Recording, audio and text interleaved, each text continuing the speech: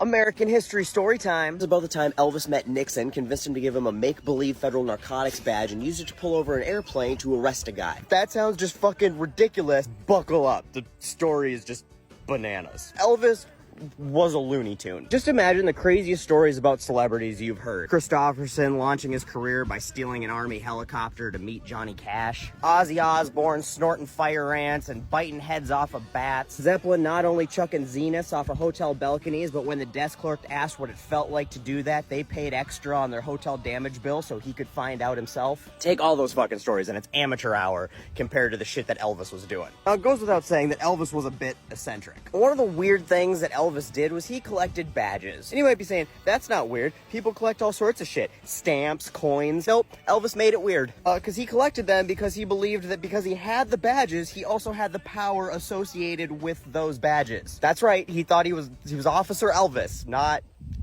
joking. Now, Elvis had all these badges from federal agencies and local police, but there was one badge he really, really wanted. A badge from the Bureau of Narcotics and Dangerous Drugs. But he just couldn't seem to get his hands on one, mainly because it didn't exist. There was no badge for the Bureau of Narcotics and Dangerous Drugs. Elvis, one to never be deterred by reality, decided he was going to get one of these badges no matter what it took. The reason he really wanted this mythological badge is because he believed it would give him the mythological power to pretty much do whatever he wanted. Mainly believing it would allow him to get on any form of transportation and come and go from any country he pleased, carrying all the guns and illegal drugs he could carry on his person. He was just always balancing some combination of being higher than a dragon lady and more strapped than a BDSM convention. Definitely a stable mixture of things. And if you think I'm joking, he showed up to the White House with a gun and demanded to meet Nixon. Not kidding. All fairness to the story, he did write Nixon a couple letters beforehand and had them hand-delivered to the bodyguard saying he wanted to meet Nixon, and then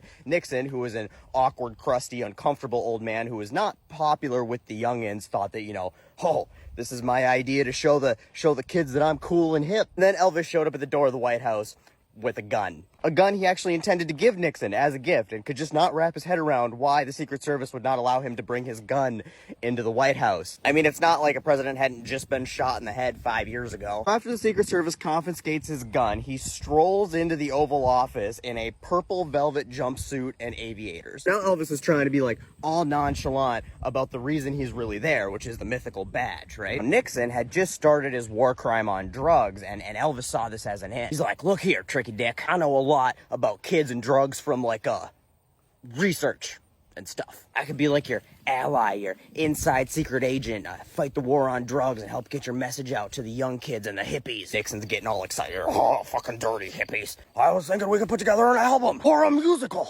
and we could call it High on Life. No joke, a Get High on Life musical is a real thing that Richard Nixon pitched to Elvis Presley in the Oval Office. And Elvis was like, yeah, we could do that. And hear me out, you could give me, Elvis Presley, a Bureau of Narcotics and Dangerous Drugs badge, and I will use that badge to go out and fight drug crime vigilante style like a really tacky Batman in a velvet suit.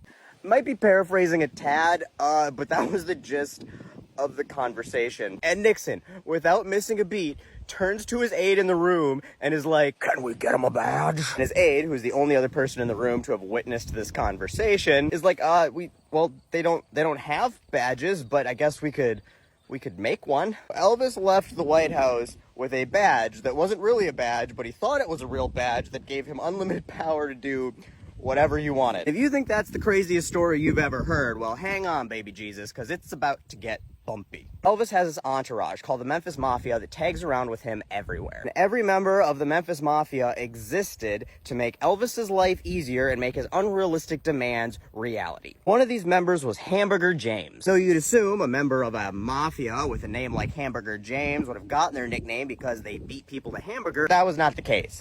His job was to get Elvis hamburgers whenever he wanted. Elvis apparently had unreasonable demands for hamburgers at times when hamburgers were not readily available in the 70s, like 3 in the morning. So one day while they're on the road, Hamburger James is like, I've had enough of this shit. Elvis can take this job and shove it. And he steals some jewelry and some money and possibly some dirty pictures of Priscilla and heads off to the airport to fly back home to Memphis. He hadn't been gone very long, and Elvis notices his shit's missing, and he's like, hey, where's Hamburger Jim? And they're like, we don't know. And he's like, that old bastard, strap up, boys. So they grab all their guns, they put on their shoulder rigs and their holsters, and they go to the fucking airport. But granted, 1974 airport security isn't exactly what it is today, but still, a bunch of coked out drunk idiots strapped to the armpits just storm the airport, and nobody does anything. While they're doing this, they see a flight from Memphis is literally pulling out to the taxiway. Elvis walks up to the person at the gate who recognizes him because he's fucking Elvis. And she's like, oh my God, Elvis, can I have an autograph? And he's like,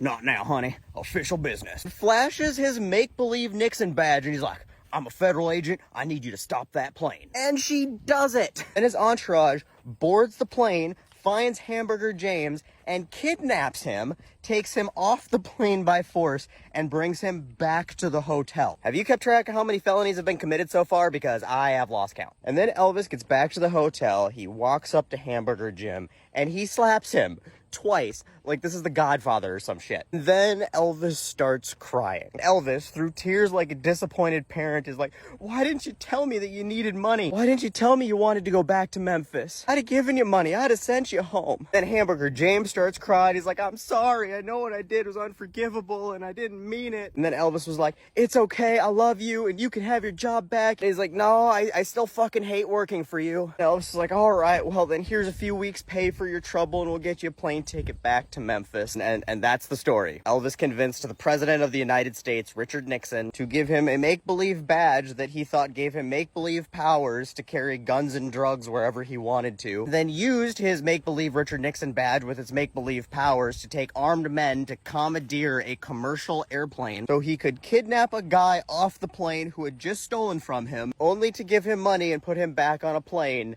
and send him home. The moral of the story is drugs are bad, I guess, maybe? I'm not really sure. Make up your own moral.